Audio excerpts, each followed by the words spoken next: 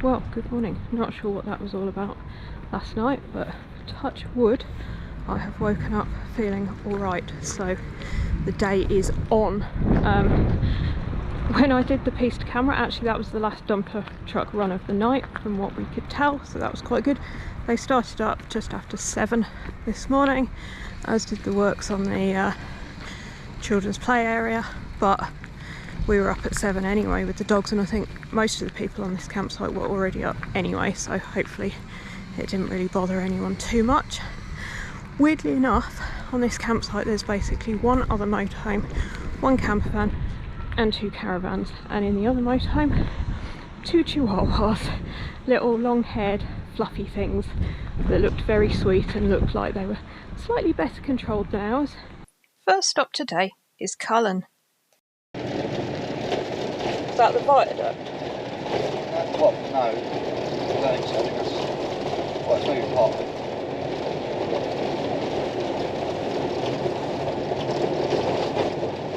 That's the cafe that Steve Marsh went to. Yeah. Looks quite good actually. Yeah, it does. Ice cream shop with a dinosaur in it.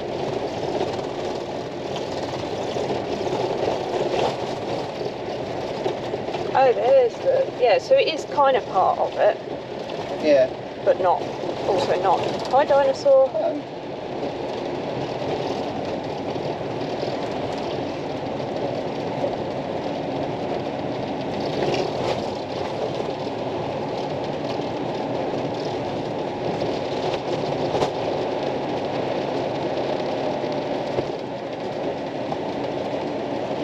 It's quite cool.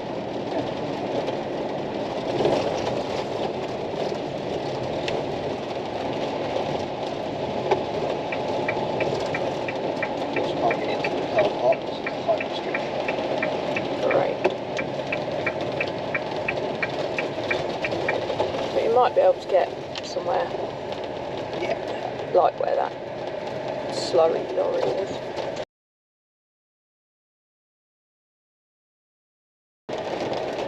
Get the view. Yeah. That's amazing. Let's look at that.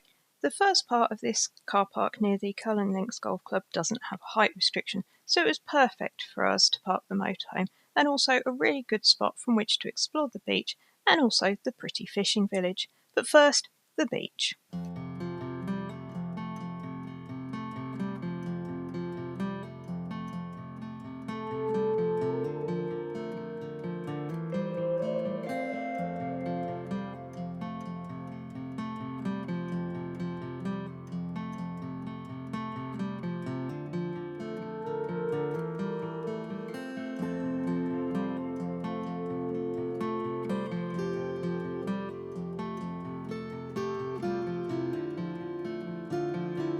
We hadn't really known what to expect here, but it certainly wasn't this beautiful, massive, deserted sandy beach, and with the sun out, we couldn't have picked a better place to be. Not only that, it was even good for a spot of sea glass hunting. Bit of glass, Sandy? Is that glass? Is that glass? Is that glass?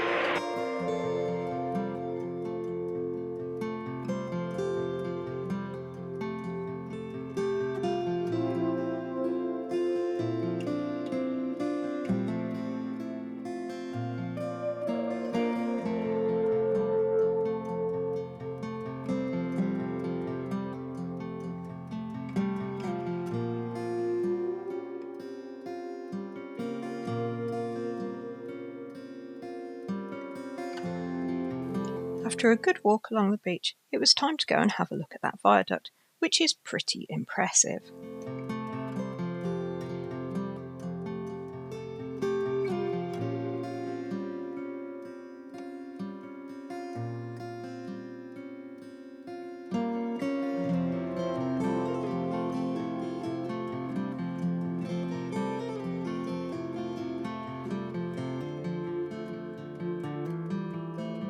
Well, the sun has come out and we found a gorgeous sandy beach at Cullen, home of Cullen skink, which is a bit pointless for us because Kerry doesn't like fish unless it's battered, and I'm vegetarian, so obviously I'm not going to have a Cullen skink either.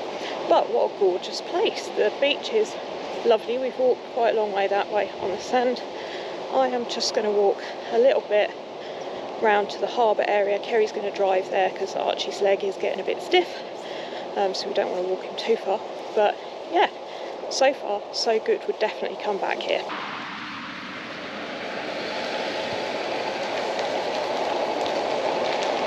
And there he goes.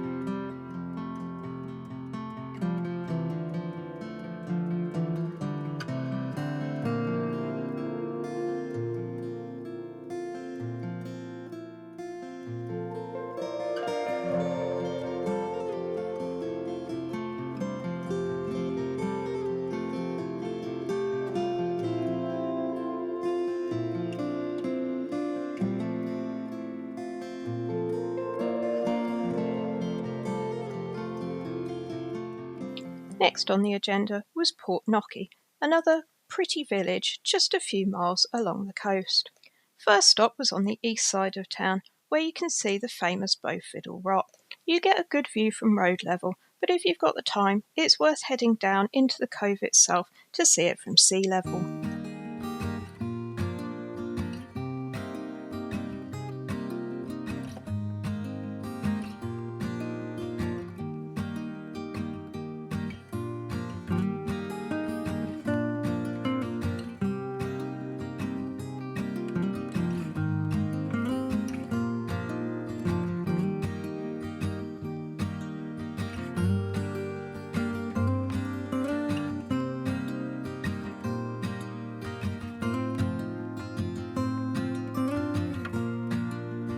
Just across town is the harbour, and we decided that would make a really good spot to pitch up and have some lunch.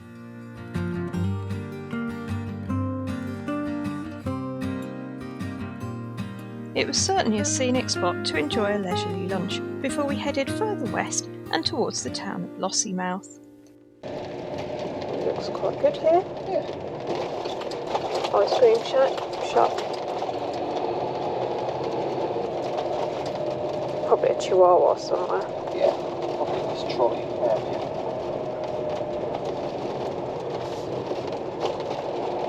After 300 yards, Water coming over the seawall. It's good here. Yep.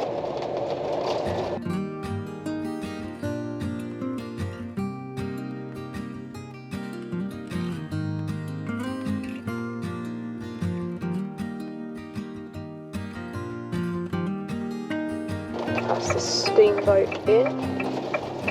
Zero waste refill shop, There you go. which is open And being used. and being used. Yeah, that's good. Pedo stuff. We parked up in the West Beach car park, which is a designated motorhome stopover point as well. I think it costs £10 a night. There's a lot of attractions around here, including wildlife, but also something a bit more man-made.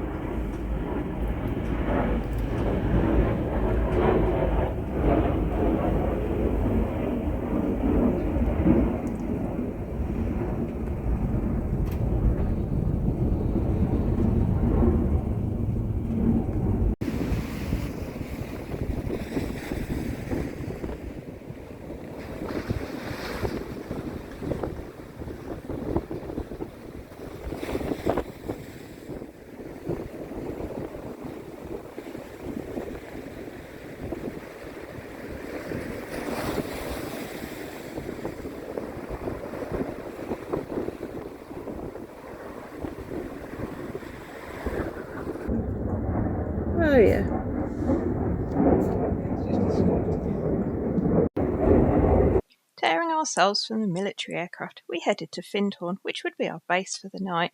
Join us next time as we explore this gorgeous place a little bit further. As always, thanks for watching.